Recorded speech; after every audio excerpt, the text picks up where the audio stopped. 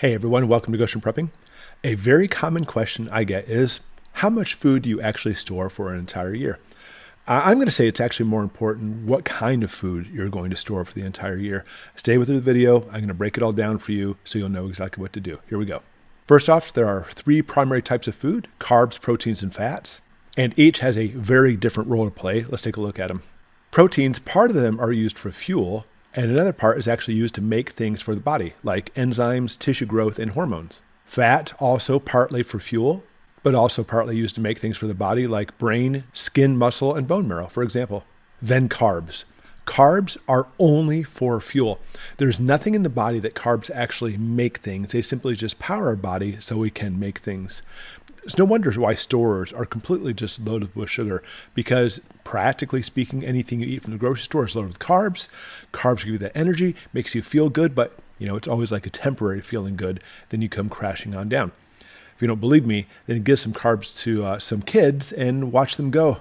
If we could only harness the energy, we'd be all set. Okay, now, besides food, you got to obviously stay fit. For me, I work out a lot and I'm on keto, so I try to limit my carbs, the amount I take in each day. It's actually a very low number. And for my body, I try to actually have more proteins and fats increasing. It helps build up my muscle and make me healthier. But again, very little carbs. And because of that, there's actually very little energy I'll get from the carbs too. People think when you're on keto, you're very sluggish. I'm not sluggish at all. I feel great. My body is used to this, and I actually get enough energy from the proteins and the fats I need to be able to carry out all the things I need to every single day, which includes working out quite heavily. So I'm asked all the time, if crap hits the fan, am I going to stay on keto? I mean, the quick answer is yes, as long as I can. If we're talking about a short-term crap hits the fan, then I'll stay on keto. And then secondly, a lot of people know we store rice and beans, and they'll say things like, well, rice and beans, that's not keto, right? Yeah, I know. But rice and beans, inexpensive, you can get it in bulk, will work well for long-term crap hitting the fan. Okay, so let's take a look at each of those and see how this works. Because when it comes to survival, there's really a difference between survival and thriving, because survival means you can barely get by with what you have. Your body's not in a healthy or optimum shape. Even if you're fit now, your fitness may go down if you're not getting the right intake. I'll try to stay on keto as long as possible, but again, if it goes long term, that's a different situation. Long term, it's more about survival. Okay, so here's what we look at. For short term, I'll stay on keto. Long term, rice and beans. Will they work? Do rice and beans work for long term? And I'll be honest with you, this is a question that's asked a lot. And I find there's a lot of people that promote rice and beans, rice and beans, rice and beans. And they pose their own problems too, by the way, for the fact that you need a lot of heat to get the rice and beans prepared so you can eat it. But beyond that, let's go ahead and just talk a little about the nutrition level of it, because we know they're cheap and they're really easy to buy. Okay, now we know that the carbs are all about energy, giving you lots of energy. And for somebody right now, if you're just eating rice and beans and you work in some kind of office cubicle, that may not be your best food, for the fact that if you're in a cubicle sitting there all day, all that energy, the carbs, will turn into fat. And again, people argue about this too. You're completely wrong if you think this, but carbs is what makes you fat. Literally, we have metabolic processes in our body that will take excess blood sugar levels. When your blood sugar gets too high, will make visceral fat in your belly. It's carbs that make you fat, not fat. Does not make you fat. I've talked about that before. Okay, so now that same person who is in a cubicle is in a long-term crap hits the fan situation. And think about this. You went from typing in a computer all day long to now what? Cutting wood, walking, hiking, gardening, you name it. What are we doing? There's all kinds of physical activities. And so having the rice and beans in a situation when, you're out and about and having to work all the time instead of sitting by a computer, you can justify not being on keto for a long term. But again, even just the price and storage and everything makes it advantageous to store lots of rice and beans. But I'm going to say this again. Carbs are for energy. And I want you to I say this so many times, carbs are for energy. If you want to make muscle, if you want to be fit and actually be strong, you have to have proteins. It's called essential. A lot of people think the term when it comes to diet, essential means you have to have it. I mean, obviously you have to have it, but that's not what it means. Physiologically speaking, essential means your body can't make it, so therefore you have to take it in by diet. So when it comes to proteins, we have what are called essential amino acids. Amino acids are just one part of proteins. They make up the proteins. Like, think of it as like 20 different Legos blocks. You put them together.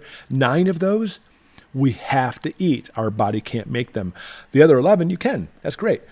But guess what? Eat all the proteins and all the fats you want, and you can make carbs. Carbs are not essential in a diet. You don't have to have a single carb. And it's funny. Every time I say this in a video, somebody always comes back and says, "Oh, I think you're wrong. You have to have carbs." No, you're wrong. You don't have to have carbs ever again. Proteins and fats will make you all the carbs you ever need. They are not essential. And I'm speaking about this as a doctor, physiologically speaking. Okay, now we can make all the carbs we want to from proteins and fats, but we can never turn carbs into proteins and fats, and we cannot turn carbs into muscle. Now, carbs, I just said carbs can be turned into fat. That's true, but they can't make all the fats you need for metabolism. That's the difference. Carbs can make visceral fat, makes your belly fat, but cannot make all the different types of lipids you need for like cell membranes and stuff. There's a whole bunch of them. We're not going to go into detail. So even though carbs will make you fat, they cannot make all the fats you need. So in other words, fats are essential too. And that's actually what we'll see in a few minutes, that the reason rice and beans may not be your best option if that's all you have, because, spoiler alert, rice and beans will not give you all the essential fats you need for metabolism. So over time, that's a big problem, because you know what? Right now you may have all the essential fats you need. You've been eating it through regular diet, but crap hits the fan. Slowly your supply in your body will deplete, and eventually you'll start becoming unhealthy if you're just on a strict rice and beans diet, unfortunately. Again, spoiler alert. Okay, so grocery stores, restaurants, all carbs. We have a lot of carbs in our diet, makes people happy as far as their mouth goes. What do they say? A minute on the lips is like 10 years on the hips or something like that. But the thing is, the majority of the population in America is fat and obese. And the reason being is because the grocery stores fill you with crap called carbohydrates. All right, again, short-term keto, that's good. Long-term, you know what? I'm going to go ahead and look at carbs. Let's take a look at some information I want you to see. When we talk about bare minimums for long-term, we're talking about very bare minimums, 1,200 calories a day. I say very bare minimum because in this case, you are going to be sluggish. You're not going to have a lot of energy no matter what you're eating, and you will be losing weight. But something people don't talk about, by the way, there's also a bare minimum. You have to have 60 grams of protein a day and 25 to 30 grams of fat a day. So listen to what I'm saying. I'll say it again. This is essential. Proteins are essential. You have to take in 60 grams of protein a day. You have to ingest it, and you have to take in about 25 to 30 grams of fat a day. They're essential. You have to have those. If you don't, then slowly your health will start depleting and you'll be in big trouble. Okay, now again, as you eat the extra carbs, lots of extra carbs, it'll make the visceral belly fat. It's not the same kind of fat you need for your body processes. Okay, so let's go ahead and take a look at if we want to go on a rice and beans diet. Let's look at these numbers. 1 cup of prepared rice has 4 grams of proteins, 41 grams of carbs, 0.6 grams of fat, and 200 calories. 1 cup of prepared beans, 15 grams of proteins, 44 grams of carbs, 2.4 grams of fat, and 250 calories. So look at this, 1 cup of each, that's great. Will give you almost 20 grams of protein. That's great. That's all you really need for that one meal. Now, granted, it gives you 85 grams of carbs for energy, but maybe you'll need it because you're chopping wood, and that's 450 calories. But remember, there's daily minimums. We need 1,200 calories, 60 grams of proteins, 25 to 30 grams of fats. So if we take these numbers, rice and beans, 1 cup of each 3 times a day, that's 1,350 calories. That's good. We met the minimum, and 60 grams of protein. Beautiful. So very quick, let's do the calculations. I want you to see how many rice and beans you'll need for the entire year. For 1 cup of prepared rice, that's actually a half a cup of dry rice. For 1 cup of prepared beans, that's a third of a cup of dry beans. So 3 times a day, what do you end up with? You need 1.5 cups of dry white rice and 1 cup of dry beans. Of course, we're looking at 365 days. For rice, 1.5 cups per day will give you 547.5 cups of rice you need. 2 cups is a pound. So per person, you need 273.5 pounds of rice. But I always simply say 300 pounds of rice per person per year, just to be on the safe side. For the beans, 1 cup a day, 365 cups. 2 cups is also a pound. 182.5 pounds of beans. So I always say 200 pounds of beans, just to be on the safe side. So sum it up, for a single person, for rice and beans, that's the only diet they have, 300 pounds of rice, 200 pounds of beans. That's great. Is that good? Well, it is if you don't want to consider the fats, because the fats come into play. You'll notice you'll only get 3 grams of fat. This is the non-visceral essential fat, by the way, And remember, you really need 25 to 30 grams, not 3, to be able to make it to be survive and be healthy. Obviously, rice and beans, if that's all you eat all year, it will not cut it. It will not give you all the essential fats you need. The funny thing is, when you're malnourished, like for example, eating on a very heavy diet, your body gets stressed. So in this situation, even though you're eating rice and beans, you get enough calories, barely. You're getting enough proteins, that's good. But in this case, since you don't have enough fats, it puts you into a malnourished state. And what happens is your body gets stressed. When your body gets stressed, it releases cortisol. It's a hormone from the adrenal cortex.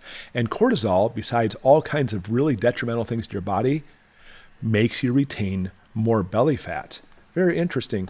Have you seen situations in third world countries where there's malnutrition going on? It's usually from proteins, by the way. Their bellies will be called distended bellies or distended abdomens. That's because of cortisol. Their body's so stressed malnutrition-wise that it causes their bellies to basically purge out, and that's all from cortisol. Cortisol is really bad stuff, so excess belly fat. So it's really a double whammy. Because not only are you eating excess carbs with lots of rice and beans, but since you're not getting all your fats, it's causing you to get into stress, releasing cortisol, and you'll gain even more belly fat. So having belly fat does not mean you're well nourished by any means. In fact, often in America, since everything's carbs, it usually means you're pretty much unhealthy. And we're not simply talking about obesity. Okay, that's not the only problem we have to address when it comes to rice and beans, or any types of carbs for that matter, because remember, the beans actually have more carbs than the rice does. It's called the glycemic effect. In other words, in reality, not all carbs are the same. And people argue this all the time, and you're right, carbs are not all the same, but carbs are carbs. They're still about energy. If you go with a protein fat diet, you'll never be depleted with energy, but you will always spike your body as far as glucose goes if you eat any kind of carbs at all, even if it's actually the most complex carbs, even if the carbs are coming from vegetables, it'll still spike your body and make you cause a release of insulin. I'm not saying that's bad necessarily. Obviously, too much of it can be very bad. But what happens is if you do eat something that has a high glycemic effect, you can see this picture here in the red. Look at all the things that could give you a high glycemic effect, like potatoes, for example, but there's a bunch of things here. It'll cause a spike in your blood sugar and then cause a giant spike of insulin from your pancreas. And then even worse, these are things that lead to type 2 diabetes. And again, as I mentioned before, more belly fat.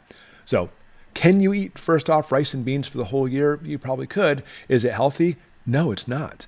But beyond the glycemic effect, just to make matters much, much worse, when you spike your blood glucose levels, a high glycemic index is actually going to make a spike even higher. It'll give you a big spike in energy. Oh, cool, I just ate my rice and beans. Time to go out and work in the field for a little bit. You have that big spike in energy, and then it comes crashing on down. And this is what happened. You can see in this picture, the higher the glycemic index, the higher the spike, and the faster it comes crashing down, which again is not good for you. And this is another thing that leads to type 2 diabetes.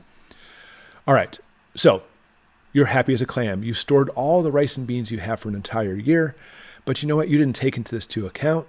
All these spikes come into play. You eat rice and beans for breakfast, rice and beans for lunch, rice and beans for dinner. You're going to have these constant roller coaster highs with your blood glucose levels. You're going to be storing belly fat. There's going to be stress reduced with cortisol belly fat. You're going to be leading to type 2 diabetes. I'm not saying you'll actually hit that, but it is actually in that direction. That's definitely not a good thing. So what do? Because, I mean, if all you can afford is rice and beans for the whole time, I get it. And if you basically have enough money to store enough rice and beans for a whole year and nothing more, that's better than nothing, I'll be honest with you. And you'll probably do fine for a year. But as you continue on and you start depleting those essential fats, you'll have more disease states kicking in. So what I always say that with this, I'm going to try to go keto as long as possible for myself, but if it's a long-term crap hits the fan situation, I'm going to have to supplement with meat with my rice and beans. And I suggest you do the same thing too, because simply put, on the simplest level, your rice and beans will not provide all the essential fats you need, but meats will. Canned meats will. So I recommend, at the very least, have it so you have 1 can of meat to go along with your rice and beans, maybe 2 if possible. I mean, at the very least, it's going to spice up your rice and beans and make it not so boring for breakfast, lunch, and dinner every single day. You know what I'm saying? It's going to get boring, even if you have spices in it. So try to add in some canned meat. And how much do you do? 1 or 2 cans a day. So there you go. 700 cans of, you name it, sardines, tuna, chicken, and it doesn't have to be those like tuna. It could be like salmon, mackerel, whatever you want, whatever you enjoy as far as when it comes to having meats. I actually made a different video about this. In fact, I'd like to go ahead and go back. I'd like you to watch that video at the end of this one. It'll help you understand possibly pound for pound which meats might be the best ones to store as far as canned food goes. But either way, it's not always about survival. Obviously, when it comes to prepping, survival is the situation, but it's not all about survival. It's also about thriving and being healthy, because you know what? If you're not healthy when crap hits the fan, there's all kinds of other elements that come into play. And if you're not healthy, you are asking for a better chance of not making it through. So make sure you prep smarter, and rather than simply just prepping for the cheapest thing or what people tell you that rice and beans are the only way to go, because they're not simply the only way to go, and rice and beans can be problematic. So have you considered this? What do you prep away for proteins and fats? It's something you have to have. They are essential. Put it in the comments below. And again, check out this next video, which talks about the best canned meats to stockpile. Thanks for watching.